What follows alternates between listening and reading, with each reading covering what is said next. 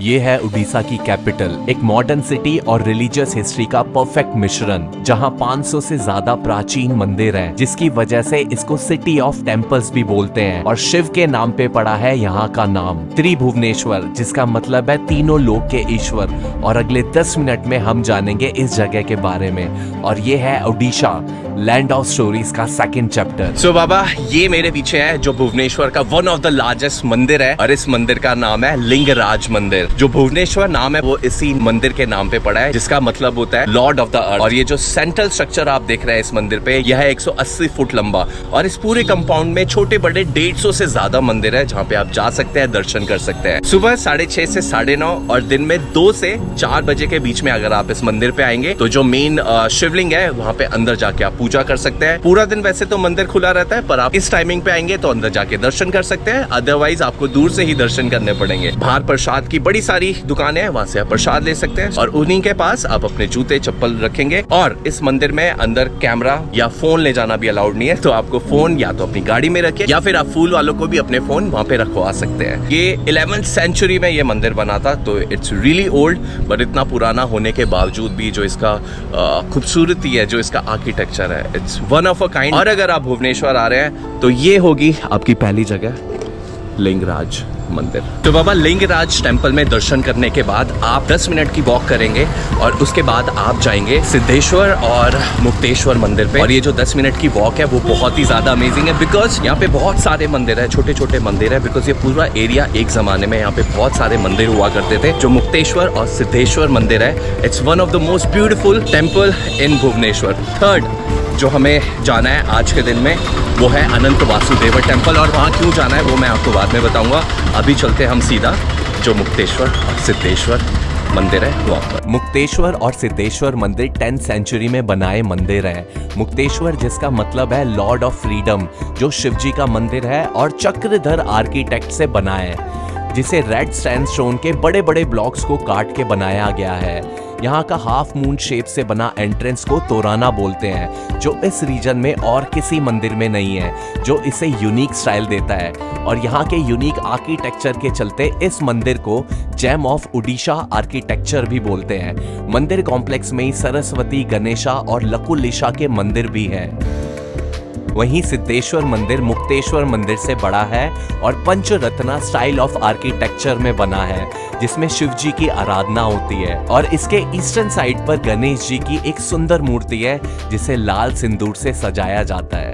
मुक्तेश्वर और सिद्धेश्वर मंदिर के बाद आप आ सकते हैं ये जो मंदिर है, जिसका नाम है अनंत वासुदेव मंदिर। यहाँ पे आपको आना है 11 बजे, और 11 बजे आपको यहाँ पे क्यों आना है, बिकॉज यहाँ पे हर रोज 11 बजे जो भोग होता है भगवान को चढ़ाते हैं। उसके बाद आप यहाँ से 100 रुपी जो 5 डिशेस के लिए, अगर या तो आपको स्पेशल डिश के साथ अगर आपको खाना है जिसके अंदर ज्यादा डिशेस होंगी, तो वो 150 रुपए में आप यहाँ पे खा सकते हैं। बड़े सारे सेक्शन बने हुए हैं, और सारे सेक्शन में अलग अलग चीजें हैं। किसी में कड़ी है, किसी में दाल है, किसी में कुछ है। आप वहाँ पे जाइए, उनको पैसे पे करिए, और जो पत्तल होता है वो पत्तल आपको 10 रुपए में मिलता है। पत्तल लीजिए और वो आपको सर्व करेंगे। जितना मर्जी आप वहाँ पे खा सकते हैं। ब्रेकफास्ट अगर आप करना चाहें तो आप यहाँ पे आके जरूर कर सकते हैं। ब्रेकफास्ट तो नहीं, मैं इसको ब्रंच बोलूंगा, बिकॉज 11 बजे से ये शुरू होता है। और कहा जाता है ये जो मंदिर है ये जगन्नाथपुरी से भी पुराना मंदिर है। अंदर कैमरा अलाउड नहीं था, इसलिए मैं आपको अंदर से नहीं दिखा पाया। बट भुवनेश्वर में अगर आप आते हैं, अगर आपको ब्रंच करना है, this is the perfect place. या फिर आप भुवनेश्वर की एक और फेमस ब्रेकफास्ट डिश भी ट्राई कर सकते हैं, जो है दही भल्ला आलू दम,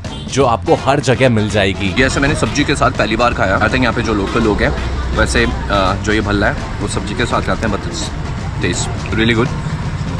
ब्रेकफास्ट के लिए आप ये कर सकते हैं, so you can definitely try it, it's actually really good. तो बाबा, अनंत वासुदेवा मंदिर के बाद अराउंड 25 से 30 मिनट की ड्राइव के बाद आप पहुंच सकते हैं उदयगिरी और खंडगिरी केव्स पे। खंडगिरी केव और उदयगिरी केव 2 पहाड़ों पे बनी हुई है, दोनों ऑपोजिट साइड पे। सुबह 6 बजे ये ओपन हो जाता है। इसकी टिकट है अराउंड 25-30 रुपए की। इसके बाद सनसेट के लिए हम जाएंगे एक बहुत ही अमेजिंग जगह पे, बट पहले हम एक्सप्लोर करेंगे ये 2 केव। So let's go.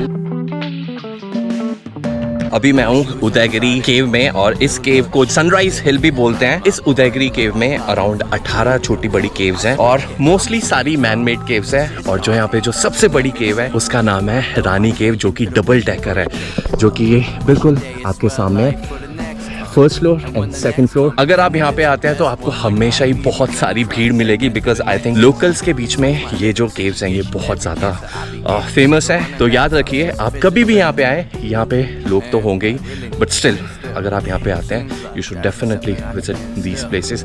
एंड जो ये रानी केव है, it's one of my favourite cave. First और सेकंड सेंचुरी के बीच में बनी ये केव जैन मॉन्क्स के आराम और मेडिटेशन करने के लिए राजा खारावेला ने बनवाई थी। इनिशियली यहाँ पे 117 केव्स थी, जिसमें से 33 बची है, 15 खंडगिरी हिल पर और 18 उदयगिरी हिल पर, और ये दोनों कुमारी माउंटेन रेंज का पार्ट है। अकॉर्डिंग टू जैन ट्रेडिशन, इसी कुमारी माउंटेन पर महावीरा जैन ने अपनी शिक्षाओं को स्थापित किया था, इसीलिए ये जगह जैनिज्म की सेक्रेट जगह है। और खंडगिरी हिल पर महावीरा का मंदिर भी है। जैसे कि दिल्ली में दिल्ली हाट है, वैसे ही यहाँ पे एक कमरा आर्ट है, और ये इसकी पार्किंग है। ये अगर आप 4 व्हीलर से आ रहे हैं तो अपनी पार्क यहाँ पे करेंगे कार, और दिस इज द एंट्री।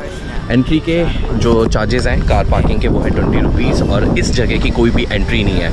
और इस जगह पे अंदर बड़े सारे छोटे छोटे रेस्टोरेंट्स हैं जहाँ पे आप लंच कर सकते हैं। वेज के भी ऑप्शंस हैं, नॉन वेज के भी ऑप्शंस हैं। अभी मैं आपको अंदर लेके चलता हूँ, then I am gonna show you this amazing place जिसका नाम है एक कमरा आर्ट। और एक और बात, यहाँ पे बड़े सारे आर्ट और क्राफ्ट की शॉप्स भी हैं, तो अगर आप शॉपिंग करना चाहते हैं तो यहाँ से खाने पीने के बाद थोड़ा सा शॉपिंग भी कर सकते हैं। So let's go inside. एक कामरा हाट में एंट्री करते ही आपको दिखेंगे ये रेस्टोरेंट, जहां आप ट्राई कर सकते हैं पात्रा पोडा और बैम्बू बिरयानी। सो बाबा, ये है उड़ीसा की वन ऑफ द डिश जिसका नाम है पात्रा पोडा, और ये चिकन है, इसके साथ ये चटनी मिली है। ये वाली जगह पे लोकल्स बहुत आते हैं, यहाँ पे बैठे हुए हैं लोकल्स और यहाँ का फूड एंजॉय कर रहे हैं। So let's taste it. इसके अंदर जो साउथ इंडियन मसाले हैं उसका बहुत ज़्यादा फ्लेवर आ रहा है। जैसे चिकन 65 होता है ऑलमोस्ट वैसा सा है, बट इसके अंदर और भी मसाले हैं जो इस पूरी डिश को बहुत ही अमेजिंग फ्लेवर देंगे। और अगर बाबा आप इस जगह पे आते हैं तो यहाँ पे जो बैम्बू बिरयानी है वो बहुत फेमस है। वेज में भी है, मटन, चिकन, प्रॉन्स सब में बनाते हैं यहाँ पे जो बैम्बू बिरयानी है, बट इस टाइम पे वो अवेलेबल नहीं है। मे बी जब आप आए यहाँ पे तो यहाँ की जो बैम्बू बिरयानी है वो डेफिनेटली आप ट्राई कर सकते हैं। तो ये आपका बैम्बू बिरयानी कब बनेगा?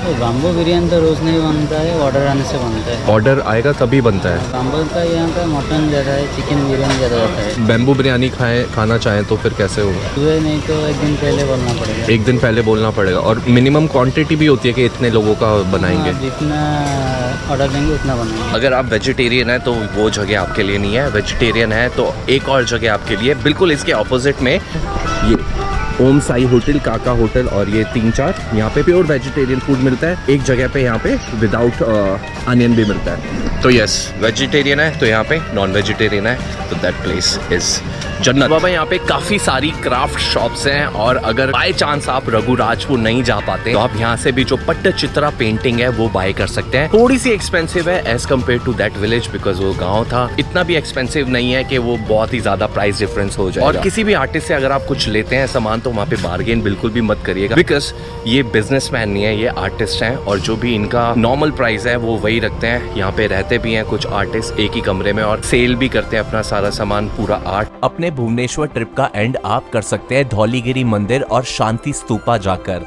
जो भुवनेश्वर की one of the most beautiful tourist attractions है। और बुद्धिज्म में इस जगह का अपना ही इम्पोर्टेंस है, और यहाँ से आप पूरा भुवनेश्वर ढलते सूरज के साथ सनसेट के टाइम देख सकते हैं। तो बाबा ये मेरे पीछे है धौलीगिरी शांति स्तूपा, और इस जगह को पीस पगोडा भी बोलते हैं। एक ज़माने में जो कलिंग वॉर थी वो यहाँ पे हुई थी, और उसके बाद कलिंग वॉर के बाद जो किंग अशोक थे उन्होंने जो पीस की राह ली थी, बुद्धिज़्म उन्होंने अडॉप्ट करा था, उसी के बेस पे ये जो शांति स्तूपा है वो बनाया गया। और इस स्तूपा से बिल्कुल सामने आपको नजर आएगी जो गया रिवर है, और माना जाता है एक ज़माने में जो वो गया रिवर थी, जो कलिंग वॉर यहाँ पे हो रहा था, पूरी लाल हो गई थी। पूरे वॉर से जो भी खून था पूरी लाल रिवर थी जो आपको यहाँ से दिखेगी। And the best time to come here during sunset, because यहाँ से जो सनसेट है वो बहुत ही ज़्यादा अमेजिंग लगता है। का 360 व्यू इस पूरी जगह का, इट्स एब्सोल्युटली ब्यूटीफुल। 2 तरीके हैं यहाँ पे आने के, एक शिव मंदिर है, शिव मंदिर आप जाएं और वहाँ से 2 मिनट का वॉक करेंगे तो आप यहाँ पे पहुँच जाएंगे। और दूसरा जो रास्ता है वो है फ्रंट से, वहाँ से थोड़ा ज़्यादा वॉक। अगर आप भुवनेश्वर आते हैं you can't miss this place. Hinduism, Jainism और बुद्धिज्म के रंग में रंगा ये खूबसूरत मॉडर्न शहर टाइम के साथ बदला तो, पर यहाँ की हिस्ट्री, आर्किटेक्चर और ट्रेडिशन को भी साथ लेके चला, जिसे आज हम जानते हैं भुवनेश्वर के नाम से।